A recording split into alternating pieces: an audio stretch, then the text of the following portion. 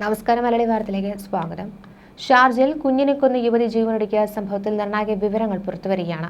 ചന്ദനത്തോപ്പ് സ്വദേശി വിഭജിക്ക് മകൾ വൈഭവിയുമാണ് ഷാർജയിലെ ഫ്ളാറ്റിൽ വെച്ച് മരിച്ചത്. യുവതിയുടെ മരണത്തിൽ ദുരൂഹത ഉണ്ടെന്ന് നേരത്തെ തന്നെ കുടുംബം ആരോപിച്ചതാണ്. വിഭജിക സ്ത്രീധന പീഡനത്തിന് ഇരയായിട്ടുണ്ടെന്നാണ് അഭിഭാഷകൻ മനോജ് കുമാർ മാധ്യമങ്ങളോട് പറഞ്ഞത്. വിവാഹ ദിവസം മുതൽ യുവതി പീഡനത്തിനിരയായി എന്നും കൂടുതൽ തെളിവുകൾ ഉണ്ടെന്നുമാണ് മനോജ് കുമാർ പ്രതികരിച്ചത്. മരിക്കുന്നതിന് മുൻപ് വിഭജിക ഫേസ്ബുക്കിൽ പങ്കുവച്ച ആത്മഹത്യക്കുറിപ്പ് അപ്രത്യക്ഷമായതിലും ദുരൂഹത നിലനിൽക്കുകയാണ്. യുവതിയുടെ ഫോണും ലാപ്ടോപ്പും ഫ്ളാറ്റിൽ നിന്ന് കാണാതായി എന്നാണ് പുറത്തുവരുന്ന വിവരം. ചൊവ്വാഴ്ച രാത്രിയാണ് യുവതിയെയും കുഞ്ഞിനെയും മരിച്ച നിലയിൽ കടത്തിയത്.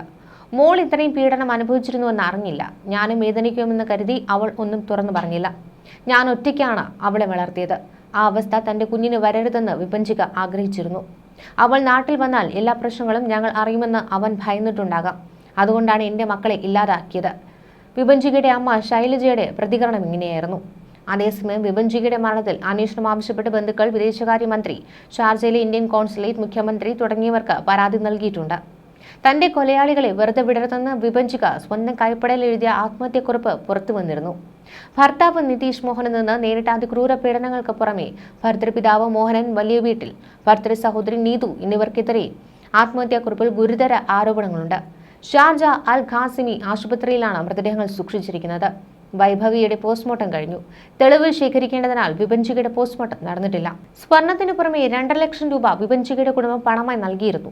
കല്യാണത്തിന് പിന്നാലെ തന്നെ സ്ത്രീധന തർക്കമുണ്ടായി.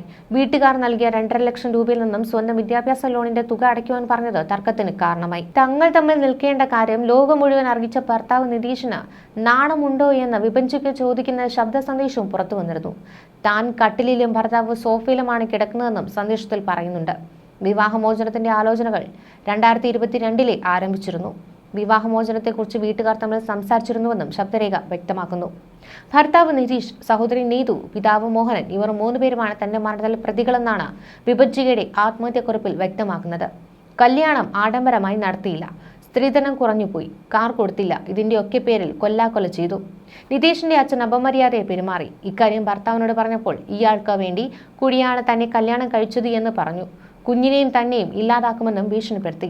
പട്ടിയെ പോലെ തല്ലിയെന്നും ഭക്ഷണം പോലും നൽകിയില്ലെന്നും വിഭജിക പറയുന്നു. ഭർത്തൃ സഹോദരി ഭർത്താവിനൊപ്പം ജീവിക്കുവാൻ അനുവദിക്കാറില്ല. മാനസിക രോഗിയാക്കി ചിത്രീകരിക്കുവാൻ ശ്രമിച്ചു.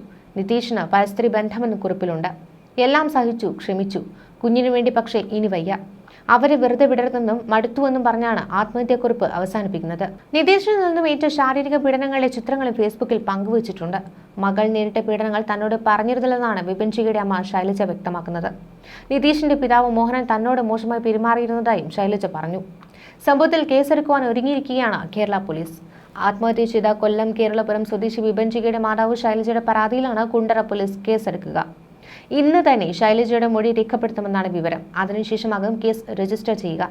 സമഗ്ര അന്വേഷണം ആവശ്യപ്പെട്ട് ശൈലജ ഇന്ത്യൻ എംബസി, കേന്ദ്ര വിദേശകാര്യമന്ത്രി, മുഖ്യമന്ത്രി, MP, DGP എന്നിവർക്കും പരാതി നൽകിയിട്ടുണ്ട്. കോട്ടയം SP വിഭജികയുടെ മാതാവിൽ നിന്ന് വിവരങ്ങൾ തേടി. ഭർത്താവ് നിതീഷിൽ നിന്നും പീഡനമേറ്റതിന്റെ ചിത്രങ്ങളും ശബ്ദ സന്ദേശങ്ങളും വിഭജിക മരണത്തിന് മുൻപ് തന്നെ സമൂഹ മാധ്യമങ്ങളിൽ പോസ്റ്റ് ചെയ്തിരുന്നു. ഇവയൊക്കെ ഡിജിറ്റൽ തെളിവുകളായി പോലീസിന് നൽകിയിട്ടുണ്ട്. ഭർത്താവിന്റെയും ഭർത്തൃ വീട്ടുകാരുടെയും പീഡനം സഹിക്കവയ്യാതെയാണ് ആത്മഹത്യ ചെയ്തതെന്ന് വിഭജിക ആത്മഹത്യക്കുറിപ്പിൽ പറയുന്നുണ്ട്. കുറിപ്പിൽ ഭർത്താവിനും ഭർത്തൃപിതാവിനുമെതിരെ ഗുരുതര പരാമർശമാണ് നടത്തിയിട്ടുള്ളത്. ഭർത്തൃപിതാവ് അപമര്യാദയെ പെരുമാറി. സ്ത്രീധനം കുറഞ്ഞുപോയതിന്റെ പേരിൽ ക്രൂരമായി പീഡിപ്പിച്ചെന്നും കുറിപ്പിലുണ്ട്. മരിക്കുവാൻ ഒരാഗ്രഹമില്ലെന്നും കുഞ്ഞിന്റെ മുഖം കണ്ട് കൊതി തീർന്നിട്ടില്ലെന്നും കുറിപ്പിൽ പറയുന്നുണ്ട്. ഒരിക്കലും കൊലയാളികളെ വെറുതെ വിടരുതെന്നാണ് വിഭജിക ആവശ്യപ്പെടുന്നത്.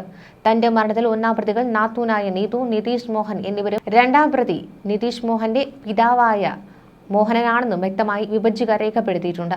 ഭർത്തൃപിതാവിനെതിരെയും ഭർത്തൃ സഹോദരിക്കെതിരെയും ഗുരുതരമായ വെളിപ്പെടുത്തലുകളാണ് കത്തിലുള്ളത്. അച്ഛൻ എന്ന് പറഞ്ഞാൽ അപമര്യാദയെ പെരുമാറി എന്ന് അറിഞ്ഞിട്ടും പ്രതികരിച്ചില്ല. എന്റെ ഭർത്താവ് അതിനു പകരം എന്നെ കല്യാണം ചെയ്തത് അയാൾക്കു കൂടി വേണ്ടിയാണ് എന്നായി. ഇതായിരുന്നു കുറിപ്പിൽ വിഭജിക കുറിച്ചത്. ഭർത്തൃ സഹോദരി തന്നെ ജീവിക്കാൻ അനുവദിച്ചിട്ടില്ല എന്നാണ് വെളിപ്പെടുത്തൽ. കല്യാണം ആഡംബരമായി നടത്തിയില്ല. സ്ത്രീധനം കുറഞ്ഞുപോയി. കാർ കൊടുത്തില്ല എന്നൊക്കെ പറഞ്ഞ് തന്നെ കൊല്ലാക്കൊല ചെയ്തുവെന്നും വീടില്ലാത്തവൾ, പണമില്ലാത്തവൾ, തെണ്ടി ജീവിക്കുന്നവൾ എന്നിങ്ങനെയെല്ലാം ആക്ഷേപിച്ചുവെന്നും കത്തിൽ പറയുന്നു. കുഞ്ഞിനെ ഓർത്ത് വിടാൻ കെഞ്ചിയിട്ടും ഭർത്തൃ സഹോദരി കേട്ടില്ലെന്ന് വ്യക്തമാക്കുന്നുണ്ട്. ഒരിക്കൽ ഇവരുടെ വാക്ക് കേട്ട് നിതീഷ് വീട്ടിൽ വലിയ ബഹളമുണ്ടാക്കി. മുടിയും പൊടിയും എല്ലാം ചേർന്ന് ഷവർമ തന്റെ വായിൽ കുത്തിക്കയറ്റി. ഗർഭിണിയായിരുന്നപ്പോൾ അവളുടെ പേരും പറഞ്ഞ് എന്റെ കഴുത്തിൽ ബെൽറ്റ് ഇട്ട് വലിച്ചു. ഒരിക്കലും ആ സ്ത്രീ എന്നെ ജീവിക്കാൻ അനുവദിച്ചിട്ടില്ലെന്നാണ് വിഭജിക കുറിപ്പിൽ പറയുന്നത്. ഗർഭിണിയായി 7-ാം മാസത്തിൽ തന്നെ നിതീഷ് വീട്ടിൽ നിന്നും ഇറക്കി വിട്ടുവെന്നും കത്തിൽ വിഭജിക പറയുന്നു. നിതീഷിന് ഒരുപാട് സ്ത്രീകളുമായി ബന്ധമുണ്ടെന്നും കത്തിൽ പറയുന്നുണ്ട്. തുടക്കത്തിലൊക്കെ അച്ഛനും പെങ്ങളും പറഞ്ഞ് തന്നെ തല്ലുമായിരുന്നുവെങ്കിലും എന്റെ കാര്യങ്ങൾ നോക്കുമായിരുന്നുവെന്നും എന്നാൽ കഴിഞ്ഞ 1 വർഷത്തിലേറെയായി തനിക്ക് വെള്ളമോ ആഹാരമോ വസ്ത്രമോ ഒന്നും തരില്ലെന്നും വ്യക്തമാക്കുന്നു. മരിക്കുന്നതിന് മണിക്കൂറുകൾക്ക് മുമ്പുള്ള വിഭജിക തന്നെ ഫോണിൽ ബന്ധപ്പെടുവാൻ ശ്രമിച്ചിരുന്നതായും തിരിച്ചു വിളിച്ചപ്പോൾ പ്രതികരണം ഉണ്ടായിരുന്നില്ലെന്നും അഡ്വക്കേറ്റ് മനോജ് പള്ളിമൺ പറയുന്നു. ചൊവ്വാഴ്ച ഉച്ചയ്ക്ക് ഷാർജ ആൽനദയിലെ ഫ്ളാറ്റിലായിരുന്നു ഈ സംഭവം. ദുബായിലെ സ്വകാര്യ കമ്പനിയിൽ HR വിഭാഗത്തിൽ ജോലി ചെയ്യുന്ന വിഭജികയും ദുബായിലെ സ്വകാര്യ കമ്പനിയിൽ ഫെസിലിറ്റി എഞ്ചിനീയറായ നിതീഷും കഴിഞ്ഞ കുറച്ചു കാലമായി സ്വരച്ചേർച്ചയിലായിരുന്നില്ല. മാത്രമല്ല ഇരുവരും വെവ്വേറെ താമസ സ്ഥലത്തായിരുന്നു. സ്ത്രീധനത്തിന്റെ പേരിൽ നിതീഷ് വിഭജിക്ക് നിരന്തരം മാനസികമായി പീഡിപ്പിച്ചിരുന്നതായും വിവാഹമോചനത്തിന് സമ്മർദ്ദം ചെലുത്തിയിരുന്നതായുമാണ് ഇവരുടെ ബന്ധുക്കൾ പറയുന്നത്. എന്നാൽ വിഭജികയ്ക്ക് വിവാഹമോചനത്തിന് ഒട്ടും താല്പര്യമുണ്ടായിരുന്നില്ല. വിവാഹമോചനമുണ്ടായാൽ താൻ പിന്നെ ജീവിച്ചിരിക്കില്ലെന്നാണ് യുവതി വീട്ടുജോലിക്കാരോടും അമ്മയോടും പറഞ്ഞിരുന്നത്. കഴിഞ്ഞ ദിവസം ഇതുമായി ബന്ധപ്പെട്ട് വിവാഹമോചന നോട്ടീസ് ലഭിച്ചിരുന്നതായി പറയുന്നുണ്ട്. ഇതിനിടയിലാണ് ആത്മഹത്യ നടന്നത്. കൊച്ചുമകളെ ഒരിക്കലെങ്കിലും കാണാനാകാത്ത അതികഠിനമായ ദുഃഖം പേറിയാണ് വിഭജികയുടെ പിതാവ് മണിയൻപിള്ളയും കഴിയുന്നത്. കഴിഞ്ഞ 20 വർഷത്തോളമായി കുവൈറ്റിൽ ഡ്രൈവറായി ജോലി ചെയ്യുന്ന ഇദ്ദേഹം താമസക്കുടിയേറ്റ രേഖാ പ്രശ്നം മൂലം കഴിഞ്ഞ 3 വർഷമായി നാട്ടിലേക്ക് പോയിട്ടില്ല. ഒടുവിൽ കഴിഞ്ഞ ദിവസം ഷാർജയിൽ മകളുടെയും കൊച്ചുമകളുടെയും ദാരുണമരണം അറിഞ്ഞതിൽ പിന്നെ ഉറങ്ങുവാനും കഴിഞ്ഞിട്ടില്ല.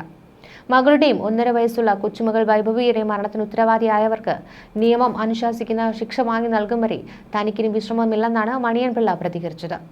2019 കോവിഡ് കാലത്തായിരുന്നു ഏകമകൾ വിഭജികയുടെ വിവാഹം. ആ സമയത്ത് ഏറെ ആഗ്രഹിച്ചെങ്കിലും നാട്ടിലേക്ക് പോകാനായില്ല. മാത്രമല്ല 50 പേർക്ക് മാത്രമേ വിവാഹത്തിൽ പങ്കെടുക്കുവാൻ അനുമതിയും ഉണ്ടായിരുന്നുള്ളൂ. പിന്നീട് സ്പോൺസർ മരിച്ചതിനാൽ ഇക്കാമ പുതുക്കാനായില്ല. അതുകൊണ്ട് തന്നെ ഈ സമയം നടന്ന വിഭജികയുടെ വിവാഹത്തിൽ പങ്കെടുക്കാൻ കഴിഞ്ഞില്ല. ഇതിൽ കുടുംബത്തിന് നീരസമുള്ളതായി അറിയാം. പക്ഷേ തന്റെ നിസ്സഹായത മനസ്സിലാക്കുമെന്ന് കരുതി സമാധാനിച്ചു. തുടർന്നും താമസ കുടിയേറ്റ രേഖകൾ ശരിയാക്കുവാൻ കഴിഞ്ഞില്ല. മകൾക്ക് കുഞ്ഞു പിറന്നതറിഞ്ഞ് മരുമകൻ നിതീഷിനെ ബന്ധപ്പെട്ടു. ആവശ്യപ്പെട്ടതു പ്രകാരം കൊച്ചുമകൾ വൈഭവിയുടെ ഫോട്ടോ മണിയൻപിള്ളയ്ക്ക് അയച്ചു കൊടുത്തു. വൈകാതെ താമസരേഖ ശരിയാക്കി UAE-യിലെത്തി മകളെയും മരുമകനെയും കൊച്ചുമകളെയും കാണാനായിരുന്നു ആഗ്രഹിച്ചത്. പക്ഷേ വിധി കാത്തുവച്ചത് മറ്റൊന്നായിരുന്നു. വിഭജികയും നിതീഷും തമ്മിൽ പ്രശ്നങ്ങൾ ഉണ്ടായിരുന്നതായി തനിക്ക് അറിയില്ലായിരുന്നുവെന്നും മണിയൻപിള്ള പറയുന്നുണ്ട്. നിതീഷിന്റെ പിതാവുമായി നിരന്തരം സംസാരിച്ചിരുന്നു. അപ്പോഴൊന്നും മകളും മരുമകനും തമ്മിൽ അസ്വാരസ്യമുണ്ടായിരുന്നതായി മനസ്സിലായിരുന്നില്ല. മകളുടെയും കൊച്ചുമകളുടെയും മരണത്തിന് പിന്നിലെ കാരണം അറിയണമെന്നും ഉത്തരവാദികൾക്കെതിരെ നിയമ നടപടി സ്വീകരിക്കണമെന്നും മണിയൻപിള്ള പറഞ്ഞു. ജീവിതത്തിൽ വലിയ നഷ്ടമാണ് സംഭവിച്ചത്. ഒരിക്കലും നികത്താനാകാത്ത നഷ്ടം. കൊച്ചുമകളുടെ മുഖം ജീവിതത്തിൽ ഒരിക്കലെങ്കിലും കാണാനാകാത്തതിന്റെ വേദന മറ്റാർക്കും പറഞ്ഞാൽ മനസ്സിലാകില്ല. ആ കഠിന വേദനയിലൂടെയാണ് താനിപ്പോൾ കടന്നു പോകുന്നത്. മകൾക്കും കൊച്ചുമകൾക്കും നീതി ലഭിക്കണം. അതിനുവേണ്ടി ഏതറ്റം വരെയും പോകുവാൻ മടിക്കില്ല. UAE പോലുള്ള രാജ്യത്ത് നടന്ന സംഭവമായതിനാൽ നീതി ലഭിക്കുമെന്ന് തന്നെയാണ് പ്രതീക്ഷയെന്നും അദ്ദേഹം പറയുന്നു. ന്യൂസ് ഡെസ്ക് മലയാളി വാർത്ത.